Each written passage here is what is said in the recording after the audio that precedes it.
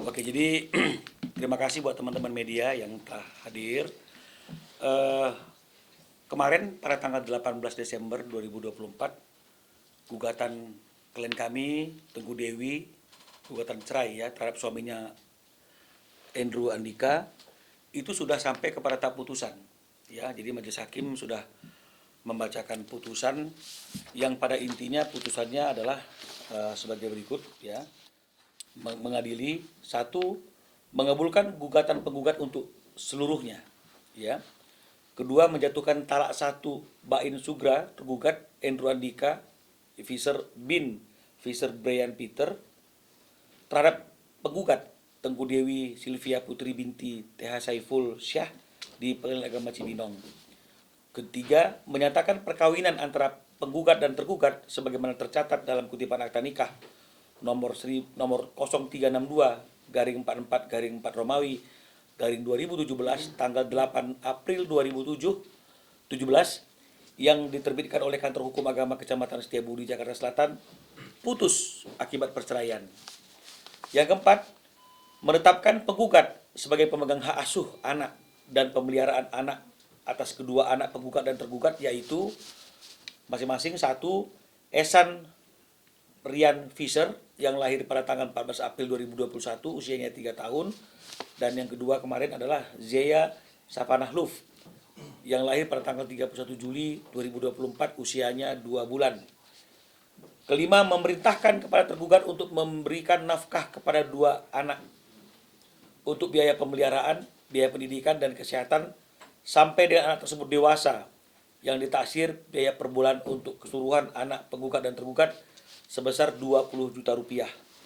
Memerintahkan tergugat untuk membayar biaya yang timbul atas perkara ini apabila inilah yang menjadi putusan kemarin, dan tambahannya dari hasil mediasi tersebut telah disepakati oleh kedua belah pihak bahwa setiap tahun ya, setiap tahun ada kenaikan biaya pendidikan yang disepakati sebesar 15%.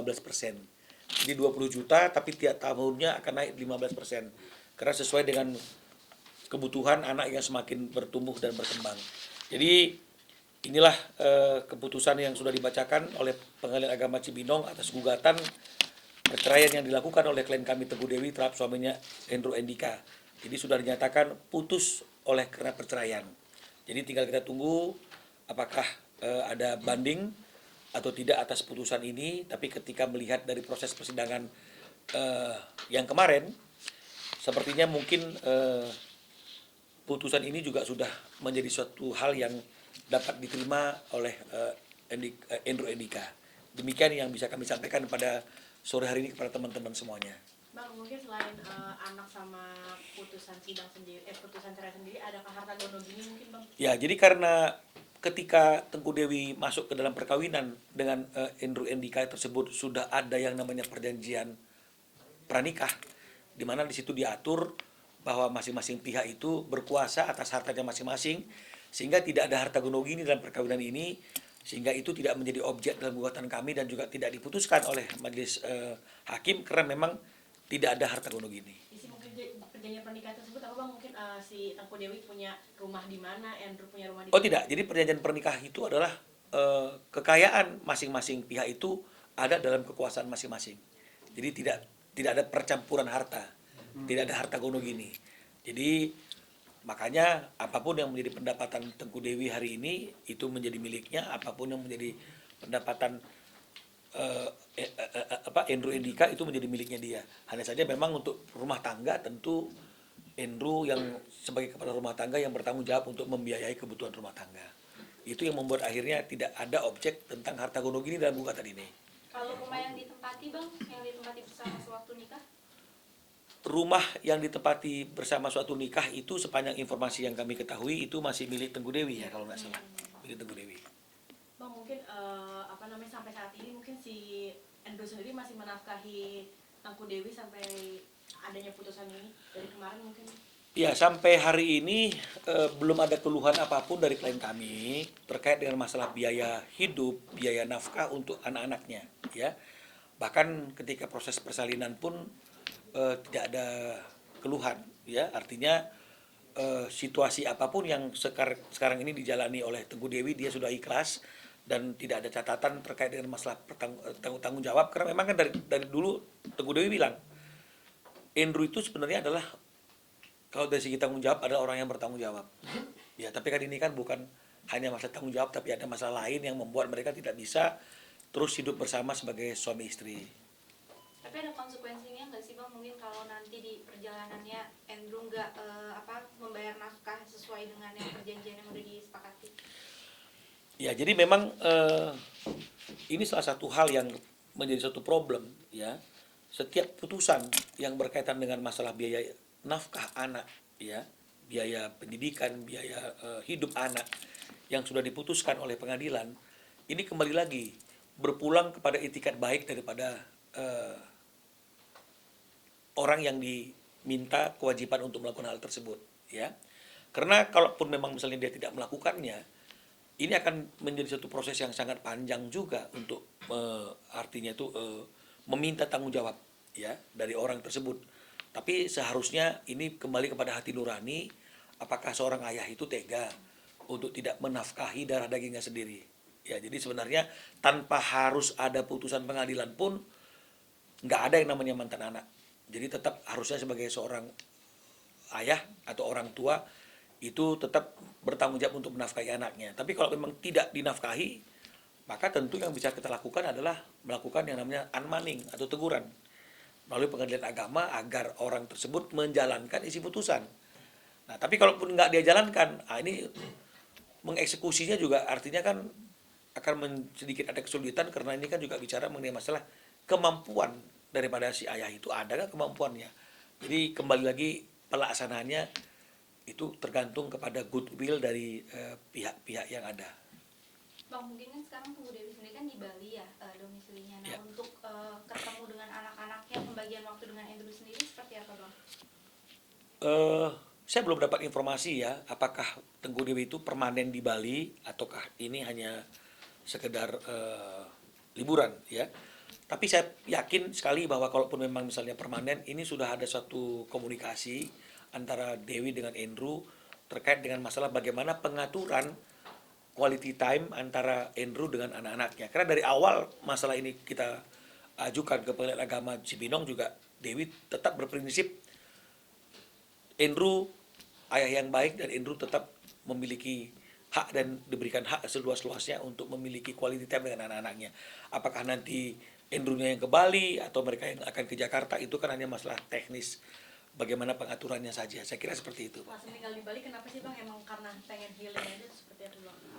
Saya belum dapat informasi ya, artinya itu dia ke Bali itu apakah akan tinggal di Bali seterusnya ataukah sementara ingin ada di sana ya, alasannya juga nggak disampaikan. Tapi kalau saya secara keseluruhan mungkin ya Dewi mungkin perlu suatu suasana yang lain ya untuk apa namanya itu melewati masa-masa kesendiriannya setelah putusan mungkin ya, sehingga akhirnya mungkin ya dia butuh waktu, ruang, tempat yang menurut dia yang paling baik untuk memulihkan. Karena kan kehilangan ini kan bukan sesuatu hal yang gampang ya, apalagi kalau kita bicara masalah perasaan, hanya Dewi yang tahu bagaimana perasaannya sama Andrew sekarang ini ya, masalah perasaan. Tapi kan ini kan bicara mengenai masalah hal-hal yang prinsip ya, yang membuat mereka harus berpisah.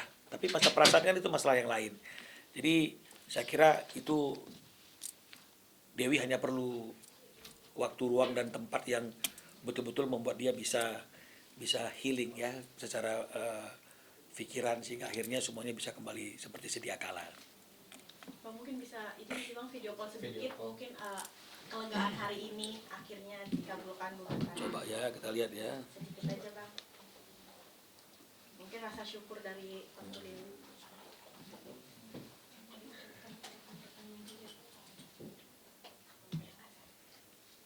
Mudah-mudahan diangkat.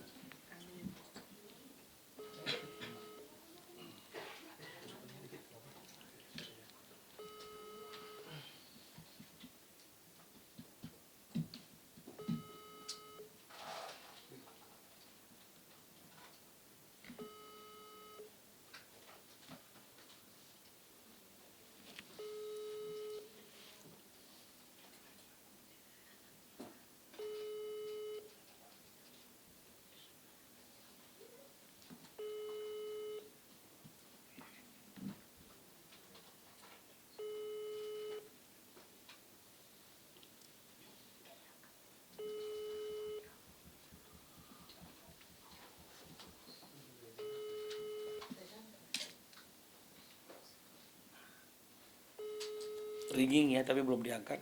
Saya juga udah kirim Tahan dulu, Bang. pesan. Oh ini ya, ya saya lagi video call ringing, belum diangkat, mungkin ya ada anak bayi ya. Kita coba sekali lagi, tapi saya sudah kirim pesan juga dan pesannya masuk nih. Mungkin lagi tidak leluasa untuk terima telepon. Halo Bang, Halo Dewi, apa kabar? baik Bang. Aku lagi nyetir Bang. Ya. Aku telepon bentar lagi. Enggak, ini teman-teman mau menyapa Dewi sebentar aja nih. Sedikit Kak Dewi mungkin Halo. hari ini putusan Kenapa? Saya ada channel ini boleh Bang izin. sedikit Kak Dewi. Diapain? Dah. Seperti apa Kak mungkin putusan Apa? Gimana Mbak? putusan seperti apa akhirnya dikabulkan Kak Dewi, kebahagiaannya dan rasa syukurnya? Alhamdulillah, aku juga mau nyampein makasih juga buat tim kuasa hukum aku, Bang Minola dan tim. Akhirnya gugatannya dikabulkan ya, alhamdulillah banget. Semoga ini jadi awal yang baik ya buat aku dan juga buat Andrew juga. Maaf ya teman-teman belum bisa ke sana soalnya aku lagi di Bali juga posisinya sama anak-anak. Ini juga lagi nyetir. Makasih ya udah mengkawal kasus aku juga sampai akhirnya dapat putusan kayak gini. Alhamdulillah sekali sih. Terima kasih banyak ya. Terakhir Kak mungkin akan tinggal di Bali menetap. Belum tahu sih rencananya sampai Maret dulu. Cuma aku belum tahu nih ke depannya gimana kalau misalnya memang anak-anak lebih happy di sini. Terus ini kan lagi musim liburan juga ya sekolah ya. Jadi aku belum bisa urus-urus tentang sekolah juga dan lain-lain. Jadi aku belum tahu nih plannya gimana. Masih mikirnya masih liburan dulu lah. Harta gono gini Kak mungkin terakhir benar-benar terakhir nafkah Kak. Itu udah disetujuin juga ya soal harta gono gini. Cuma balik lagi aku sih nggak mau terlalu berharap banyak ya karena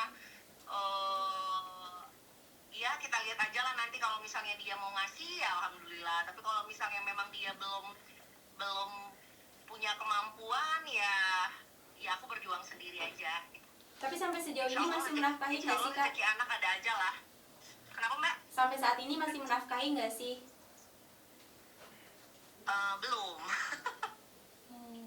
Berapa lama Kak? Tidak. Nggak dinafkahin 7 bulan mungkin setahun. Terakhir kan emang kondisinya karena dia lagi masuk rehabilitasi ya dan masih tertati-tati untuk mendapatkan pekerjaan lagi. Terakhir itu kalau nggak salah masih adalah transfer waktu aku hamil pas mau melahirkan dan itu pun juga ya alhamdulillah tapi disyukuri aja lah tapi dia ada lah.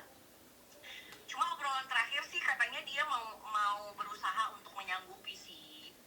Ya kita lihat aja. Siap. Oke Kak. Terima kasih Iya. Kak Dewi, Makasih ya, selamat teman-teman. liburan. Bang Minola makasih Ya. banyak ya. Terima kasih Dewi, selamat liburan ya. Ya maaf ya Bang Dewi nggak di sana. Enggak apa-apa, oke. Saya amin, makasih. Sore. Ya. Sudah cukup ya. Jadi sudah video call juga sama Teguh Dewi. Itulah. Bang, nafkah 20 juta itu kesepakatan bersama atau Enggak. pernikahan? Jadi nafkah 20 juta itu memang dari awal adalah permintaan dari Teguh Dewi yang masuk dalam gugatan, dalam materi gugatan. Pertimbangannya adalah memang dia juga tidak mau membebankan semua biaya pendidikan itu kepada Andrew karena dia berpikir anak-anak juga adalah tanggung jawabnya dia sebagai seorang ibu. Sehingga akhirnya dia berpikir satu anak 10 juta, berarti 2 anak 20 juta, itulah yang diminta support daripada si Andrew. Tentu kalaupun kurang ya selebihnya pasti akan Dewi yang akan menutupi kekurangan tersebut. Nah, hanya saja dalam mediasi ada suatu perkembangan yang disepakati oleh mereka berdua bahwa tergugat akan membiayai kedua orang tersebut setiap bulannya 20 juta rupiah di luar pendidikan dan kesehatan dan setiap tahunnya ada kenaikan 15%. Jadi artinya memang ini baru kesepakatan. Tapi kalau permintaan yang 20 jutanya itu dari awal memang adalah permintaan Dewi dalam gugatan kami. Bang, terakhir mungkin kan Mbak Dewi ini kan gugat cerai kan alasannya karena ada orang ketiga ya Bang. Itu di persidangan tuh dibuktikan nggak sih Bang soal itu? Ya, jadi sebenarnya gugatan perceraian kita itu karena pertengkaran yang tidak dapat didamaikan, ya. Penyebab pertengkarannya adalah tentang perilaku, ya, tentang perilakunya Andrew yang teman-teman sudah tahu ya. Artinya itu banyak berinteraksi dengan orang yang bukan muhrimnya kan begitu ya.